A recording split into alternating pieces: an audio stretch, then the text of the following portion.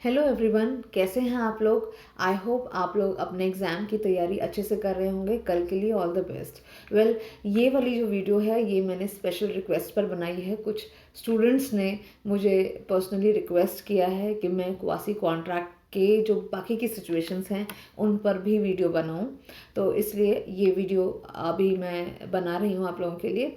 Well, अब इस video को समझने से पहले प्लीज़ आप क्वासी कॉन्ट्रैक्ट नेसेसरीज से रिलेटेड एक जो वीडियो मैंने बनाई है पार्ट 1 ऑन क्वासी कॉन्ट्रैक्ट, पहले उसको देखिएगा, क्योंकि उसमें मैंने क्वासी कॉन्ट्रैक्ट को डिटेल में समझाया है कि क्वासी कॉन्ट्रैक्ट का क्या मीनिंग है और कौन से प्रिंसिपल पे क्वासी कॉन्ट्रैक्ट का कंसेप्ट बेस्ड है।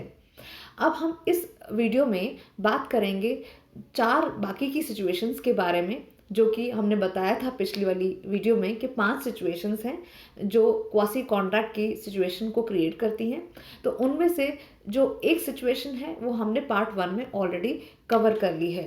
तो आज हम इस वीडियो में बाकी की 4 सिचुएशंस के बारे में भी बात करेंगे कि उन सिचुएशंस में कैसे क्वासी कॉन्ट्रैक्ट बनता है। अगर आपने पहली वाली वीडियो देखी होगी तो हमने ये 5 सिचुएशंस उसमें ऑलरेडी लिस्ट की हुई हैं। अब हम आते हैं सेक्शन 69 पर स्पेसिफिकली, जहाँ पर हम ये देखेंगे कि किस तरीके से रीइंबर्समेंट जो मनी जिस पैसे को पे किया है किसी व्यक्ति ने and which is due by another, यानी कि दूसरे के बिहाफ पे किसी ने अगर मनी पे किया है तो उसका रीइंबर्समेंट के लिए किस तरीके से ये व्यक्ति जो है वो एंटाइटल्ड होगा।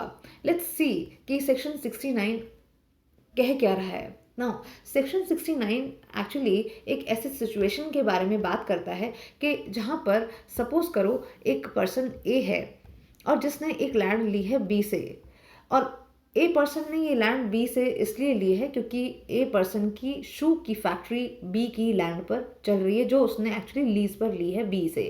तो यानी कि इस लैंड का ओनर कौन है? बी।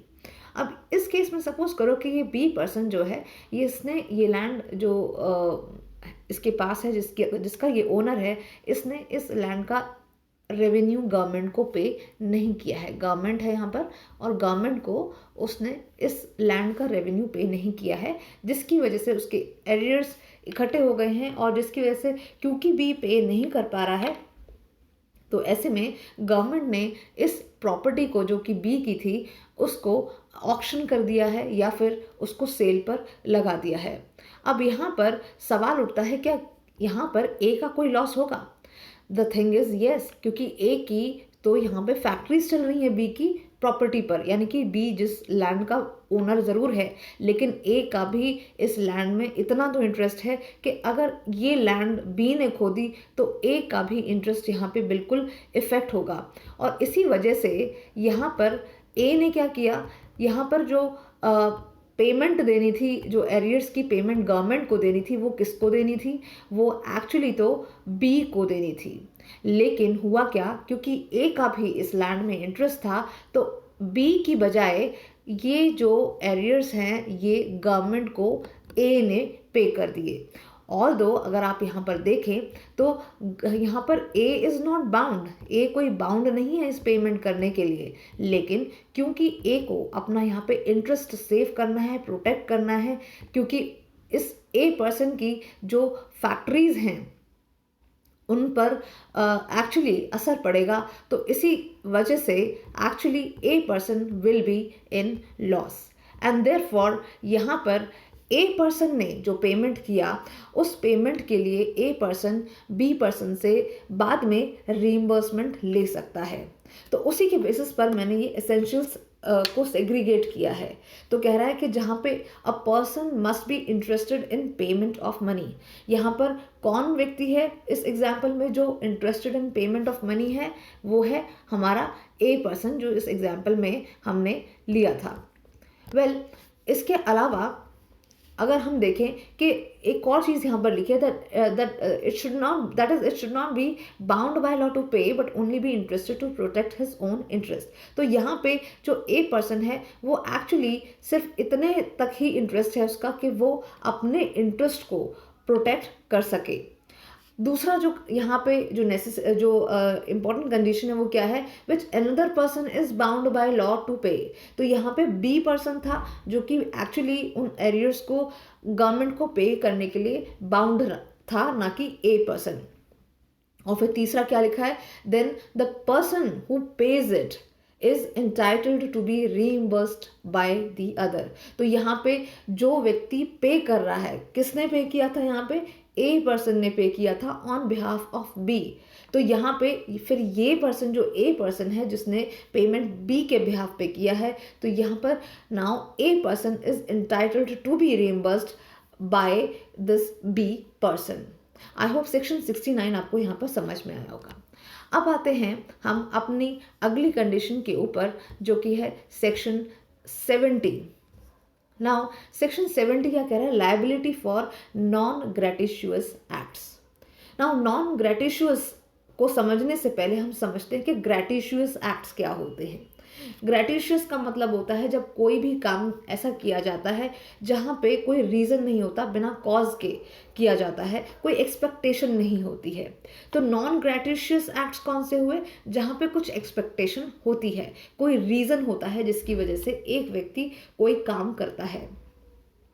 तो अब liability for non gratuitous acts के केसेस में भी इंसान रीइंबर्समेंट के लिए, यानी कि प्लेंटिव जो है वो रीइंबर्समेंट के लिए बोल सकता है। अब अगेन हम इसमें एक एग्जाम्पल लेते हैं कि सपोज करो कि एक ए पर्सन है और उस पर्सन ने जो कि डिफेंस की सर्विसेज में वो आ गया, उसका सिलेक्शन हो गया।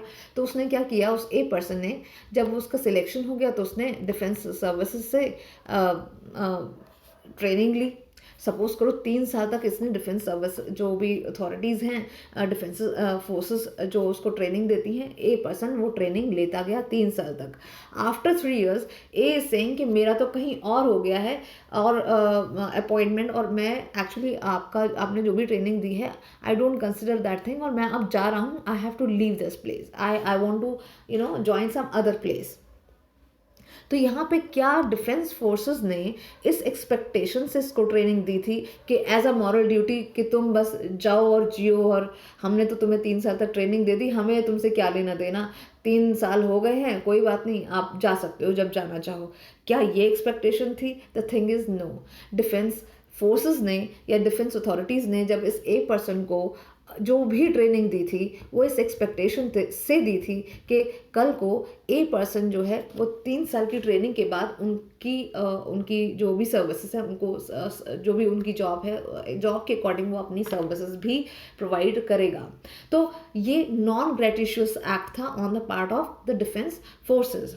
अब देखिए ये जो एक्सपेक्टेशन है ये मॉनेटरी टर्म्स में भी हो सकती है और ये नॉन मॉनेटरी टर्म्स में भी हो सकती है। तो अब यहाँ पर यही एसेंशियल्स बोल रहे हैं कि कह रहा है कि where a person lawfully does anything और delivers anything to another person, किसी के लिए या तो कुछ किया या फिर उसको कोई चीज़ दे दी किसी दूसरे को, not intending to do it gratuitously, यानी कि उस काम को जो उसने किया था वो किसी पर्पस से, किसी रीज़न की वजह से किया था, कुछ एक्सपेक्टेशन से किया था। और अगर ऐसा व्यक्ति जिसने ये बेनिफिट उठाया, जैसे हमारे इस एग्जाम्पल में ए ने जिसने ट्रेनिंग ली 3 साल तक डिफेंस फोर्सेस से, तो उसने कुछ बेनिफिट उठाया, उसने 3 साल में कुछ सीखा। तो if such other person enjoys the benefit thereof, तो ऐसे में लास्ट में लिखा है then the latter is bound to compensate the former, यानी कि उस केस में लेटर मतलब यहाँ पे ए पर्सन जो है, हमारे एग्जाम्पल में एक्चुअली ए पर्सन है, तो फिर ये जो ए पर्सन है is bound to compensate the defence forces और restore the thing so done और डिलीवर्ड। तो इस एग्जाम्पल से समझिए, आप वर्ड्स में मत जाइए, एग्जाम्पल में जो हमने लिखा है, जो एग्जाम्पल में बताया है उसके हिसाब से जाइए। तो कहने का मतलब ये है कि जहाँ पर एक ए पर्सन है जिसने लॉफुली दूसरे व्यक्ति के लिए कुछ किया है और उस काम को उसने नॉन ग्रेटिशियसली किया है, यानी कि विद सम पर्पस या रीज़न किया है, तो फिर वो जो दूसरा व्यक्ति है जिसने वो बेनिफिट उठाया है, तो उस केस में इस व्यक्ति कि ये लायबिलिटी बनती है जिसने ये बेनिफिट उठाया है कि वो दूसरे व्यक्ति को कॉम्पनसेट करे, रिस्टोर बैक करे उसको उसी चीज़ के साथ में, या जो सर्विसेज कोई भी चीज़ें उससे ली हैं, कोई बेनिफिट उससे उठाया है तो उसको वापस भी किया जाए। यही एक्चुअली सेक्शन 70 कह रहा है। अब आते हैं हम अपने नेक्स्ट स्लाइड पर और नेक्स्ट सिचुएशन पर, जो है सेक्शन 71 में। ना सेक्शन 71 बहुत सिंपल सा है। वो कहता है liability of finder of goods is that of a bailee. देखिए जैसे ना लॉ ऑफ कॉन्ट्रैक्ट में कुछ बेलमेंट के कॉन्ट्रैक्ट्स होते हैं। बेलमेंट का मतलब होता है जहाँ पे मैंने आपको कोई चीज़ रखने के लिए दी और आपने उसको बिल्कुल उसी तरीके से रखा जैसे कि वो आपकी चीज़ है। यानी कि अभी जब वो चीज़ आपकी पोजेशन में है तब तक आपकी ड्यूटी बनती है कि आप भी उस सामान को बिल्कुल उसी तरीके से रखें जैसे कि वो आपका सामान है, बिल्कुल उस तरीके से सेफ कस्टडी में रखें। तो liability of finder of goods, यानी कि अगर मुझे आपका सपोज करो कोई सामान मिल जाता है, सपोज करो मुझे आपकी ये बॉटल मिल जाती है कहीं पर, ठीक है। तो अब यहाँ पर जब मैं यहाँ पर क्या हूँ, मैं बेली हूँ, तो यहाँ पर मेरी जो I am the finder of goods, तो मेरी जो ड्यूटी होगी आपके इस सामान के मिलने की रिस्पेक्ट में, तो वो बिल्कुल वैसी ही होगी जैसे कि मैं एज अ बेली उसकी कस्टडी, सेफ कस्टडी में उस सामान को रखूं और आप जब आए तो मैं आपको वो वापस कर दूं। यानी कि मैं उस सामान को जो मैंने फाइंड किया था मैं उसको रिटेन नहीं कर सकती, अपने पास नहीं रख सकती, बशर्ते यहाँ पे अब आप ये क्वेश्चन पूछ सकते हैं कि फाइंडर ऑफ गुड्स ना मिले तो वो एक अलग चीज़ है। लेकिन अगर आप ट्रेस कर सकते हैं गुड फेथ में, अगर आपने अपनी तरफ से पूरी कोशिश की फाइंडर एज अ फाइंडर, यानी कि आपको समझ में आया कि ये किसकी प्रॉपर्टी है, तो आप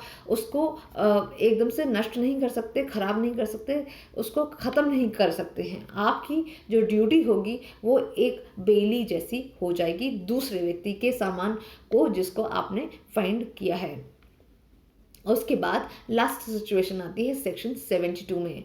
ये कहता है कि लायबिलिटी ऑफ अ पर्सन, अब ये कह रहा है कि एक व्यक्ति की लायबिलिटी जिसको पैसा पे किया गया है या कोई चीज़ उसको अगर डिलीवर की गई है तो वो किस वजह से की गई है, मिस्टेक की वजह से की गई है या फिर अंडर कोअर्जन उसने कोई चीज़ रिसीव की है या पैसा लिया है।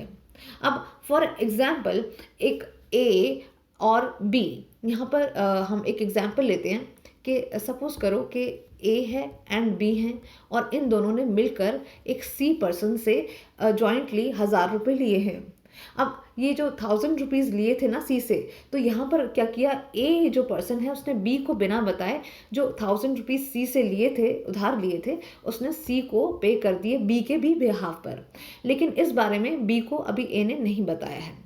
अब यहाँ पर बाद में क्योंकि बी को तो पता ही नहीं चला कि उसका भी जो पार्ट है वो ए ने पे कर दिया है सी को, और इसी वजह से क्योंकि बी को पता नहीं चला तो बी गया सी के पास और उसने फिर से अपना जो पार्ट था यानी कि 500 रुपीज़ उसने सी को पे कर दिए। अब यहाँ पर सवाल ये उठता है कि क्या सी ने अनजस्ट एनरिचमेंट किया या नहीं किया, आप बताइए। अब यहाँ पे सी को 1000 रुपीज़ पहुँचने चाहिए थे और कहाँ पर सी ने 1500 रुपीज़ रख लिए, यानी कि बी के बिहाफ पे एक और बार पैसे उसने अपने पास रख लिए। तो यहाँ पर जो गलती से यानी कि ए एंड बी की गलती की वजह से जो सी ने मनी ऑब्टेन किया वो क्या है, वो मिस्टेक हुई थी ए या बी की तरफ से। तो इस केस में इस सी की लायबिलिटी बन जाती है कि वो इस पैसे को वापस पे करे या वापस दे बी पर्सन को या उन लोगों को जहाँ से उसने इस मनी को प्राप्त किया है।